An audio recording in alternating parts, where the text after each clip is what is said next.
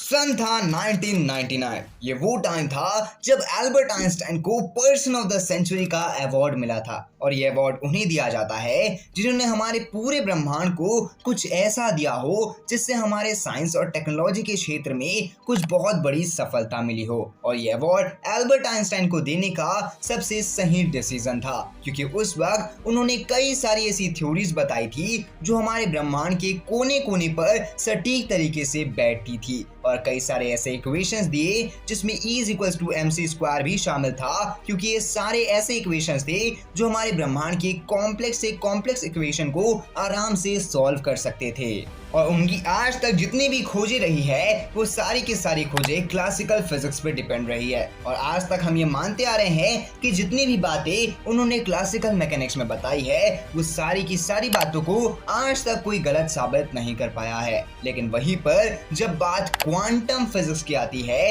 तो उन्होंने जितनी भी थ्योरीज या फिर जितने भी सिद्धांत बताए वो सारे के सारे थ्योरीज सिद्धांत हमेशा गलत प्रूफ होते हुए आ रहे हैं। यानी कि आज की दुनिया में हम जितने ज्यादा डेवलप्ड है और हम क्वांटम मैकेनिक्स को अच्छे से समझ पा रहे हैं, तो एल्बर्ट आइंस्टाइन के बताए गए जितने भी थ्योरीज है, जितने भी उनके दावे थे, वो सब के सब गलत प्रूफ हो चुके हैं। लेकिन असली कहानी तो तब शुरू होती है जब थॉमस अल्वा एडिसन ने कई बार फेल होने के बावजूद भी बल्ब का इन्वेंशन किया था। उस वक्त फर्स्ट टाइम हमारे साइंस कम्युनिटी में कोई साइंस का प्रैक्टिकल हुआ था जिसे एक दूसरा इंसान भी अपने हाथों में पकड़ सकता था। लेकिन सबसे खास बात तो ये थी कि जब ये सारी चीजें हुई तो लाइट के ऊपर कुछ ज्यादा ही रिसर्च होने लग गई। तो सबको ये लगा कि जो लाइट है वो एक्चुअली में ट्रेवल करती है एक मीडियम के थ्रू, यानी कि नॉर्मल भाषा में अगर मैं आपको बताऊं तो जो मेरी आवाज है वो एक मीडियम के थ्रू ट्रेवल कर रही है, और वो जो मीडियम है वो है एयर। लेकिन वहीं पर ये जो पर्टिकुलर लाइट है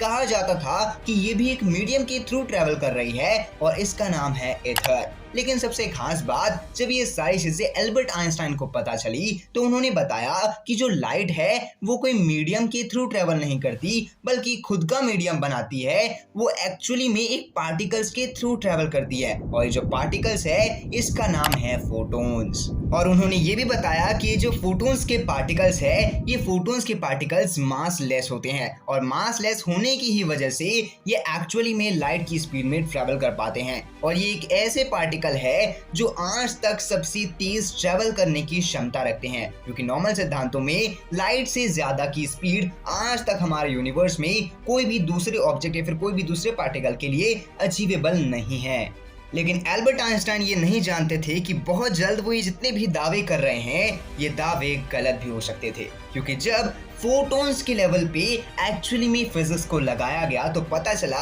कि जो फोटॉन्स है वहां पर नॉर्मल लेवल की फिजिक्स काम नहीं कर रही है। यानी कि हमारे नॉर्मल दुनिया में तो हम जो फिजिक्स को यूज कर रहे हैं, जिसे हम क्लासिकल मैकेनिक्स कहते हैं, वो तो वर्क कर रही है। लेकिन जब बात फोटॉन्स की अंदर आ रही है तो वहां पर जो हमारी नॉर्मल फिजिक्स है उसके सिद्धांत अप्लाई नहीं हो रहे हैं, और यही सिद्धांतों को एक दूसरा नाम दे दिया गया जिसका नाम रखा गया क्वांटम मैकेनिक्स। यानी कि नॉर्मल भाषा में फोटॉन्स या फिर कोई भी सब एटॉमिक पार्टिकल के अंदर अगर हम देखें तो वहां पर जो फिजिक्स अप्लाई होती है हम नॉर्मल भाषा में उसे क्वांटम मैकेनिक्स कहते हैं। लेकिन सबसे खास बात तो ये थी कि जो चीज को हम देख ही नहीं सकते, यानी कि एक ऐसे हिस्से को जो हिस्सा हमें दिखाई नहीं देता, वहां पर की फिजिक्स को समझाने के लिए हमने क्वांटम मैकेनिक्स तो डेवलप कर ली। लेकिन क्वांटम मैकेनिक्स में हम ऐसी चीज क्या करें जिसकी वजह से क्वांटम मैकेनिक्स हमें ये समझा सके कि जो सब एटॉमिक पार्टिकल है वो काम कैसे करते हैं। और यहीं पर सबसे बड़ी प्रॉब्लम आ पड़ी, क्योंकि पता लगाया गया कि अगर हम क्वांटम मैकेनिक्स का यूज करते हैं और कोई भी सब एटॉमिक पार्टिकल को देखते हैं तो पता चलता है कि जो पर्टिकुलर सब एटॉमिक पार्टिकल है वो चंद सेकंड्स में ही अपने आप को चेंज कर दे रहा है। यानी कि नॉर्मल भाषा में अगर मैं आपको बताऊं तो मान लीजिए कि यहाँ पर एक ऑब्जेक्ट रखा हुआ है, आप जैसे ही दूसरी तरफ पलट करके वापस इसे देखने का ट्राई करते हैं तो ये जो पर्टिकुलर ऑब्जेक्ट है ये दूसरे ऑब्जेक्ट में बन चुका है, यानी कि दूसरे ऑब्जेक्ट में बदल गया है। सेम ऐसे ही अगर हम क्वांटम मैकेनिक्स से कोई भी सब एटॉमिक पार्टिकल को देखने का ट्राई करें तो वो जो पर्टिकुलर सब एटॉमिक पार्टिकल है वो एक्चुअली में अपने आप को चेंज करता जा रहा है, यानी कि कभी तो वो कुछ और रह रहा है लेकिन तभी चंद सेकंड्स में वो कुछ और बन जा रहा है। अब कॉमन सी बात है कि अगर हम ये चीज को जान ही नहीं सकते कि वो एक्चुअली में आगे चल के क्या बनने वाला है या फिर वो एक्चुअली में क्या है, तो हम कैसे उसके ऊपर रिसर्च करेंगे कि यहाँ पर क्या हो सकता है। और यही सारी प्रॉब्लम्स को देखते हुए क्वांटम मैकेनिक्स को एल्बर्ट आइंस्टाइन ने बताया कि एक ऐसी चीज है, एक ऐसी थ्योरी है जो एक्चुअली में हमारे ब्रह्मांड के सिद्धांतों को गलत साबित करती है और जो हमारे पूरे के पूरे फिजिक्स के नियम है उसका उल्लंघन करती है। इसीलिए कहीं ना कहीं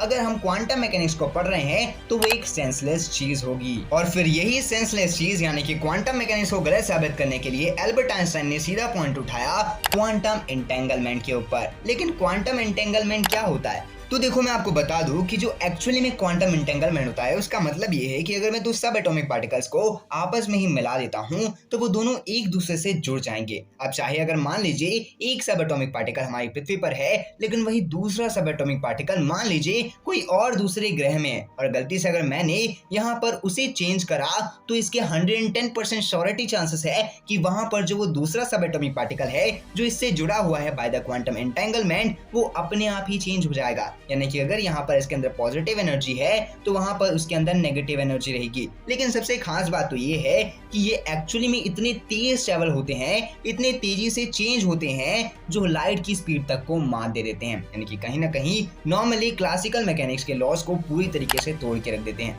लेकिन जब एल्बर्ट आइंस्टाइन ने ये चीज को गलत प्रूफ करने का ट्राई किया तो हमें पता चला कि एक्चुअली में हम कभी भी ये सारी चीजों को गलत प्रूफ कर ही नहीं सकते, क्योंकि कहीं ना कहीं ये एक ऐसी दुनिया है, एक ऐसी जगह है जो एक्चुअल में गलत होती ही नहीं है। हम बस ये चीज कह सकते हैं कि मान लीजिए हमने वो सारी चीजों को ढंग से जाना ही नहीं है जो चीजें एक्चुअली में क्वांटम मैकेनिक्स को जोड़ रही है, वो भी क्लासिकल मैकेनिक्स के साथ। लेकिन आज तक लोग मानते आ रहे हैं कि जो क्वांटम मैकेनिक्स है और जो क्लासिकल मैकेनिक्स है ये दोनों फिजिक्स के ही हिस्से हैं लेकिन अलग अलग जगह पे काम करते हैं। और ये चीज कहीं ना कहीं थोड़ी सी लॉजिकल भी लगती है, क्योंकि मान लीजिए एक ऐसी जगह है जो बारीक से बारीक सब एटॉमिक पार्टिकल से बनी हुई है, वहां पर नॉर्मल फिजिक्स न अलग करके एक क्वांटम मैकेनिक्स की फिजिक्स लग रही हो और वही सब एटॉमिक से पार्टिकल से मिल करके कई सारे बड़े बड़े ऑब्जेक्ट बने हो और उनके लिए फिजिक्स अलग हो जाए। इसलिए मे भी हो सकता है कि जो दोनों टर्म्स है ये टर्म्स आपस में ही इंटरकनेक्टेड हो, लेकिन वो जो कनेक्शन है जो एक्चुअली में इन दोनों को जोड़ रहा है हम उन्हें नहीं समझ पा रहे हो। लेकिन अब आपकी क्या ओपिनियन है, आप अपनी ओपिनियन कमेंट बॉक्स में जरूर बताइएगा। बाकी आपको वीडियो से जरूर कुछ नया सीखने के लिए मिला होगा तो वीडियो को लाइक करना। अगर आप चैनल पे नए हैं, ऐसे ही क्यूरियोसिटी वाली वीडियोस को देखना है तो चैनल को सब्सक्राइब करके बेल आइकन कॉल पे सेट कर देना। मैं मिलता हूं अगली वीडियो में, तब तक के लिए Jai Hind, Vande Mataram and thanks for watching this video.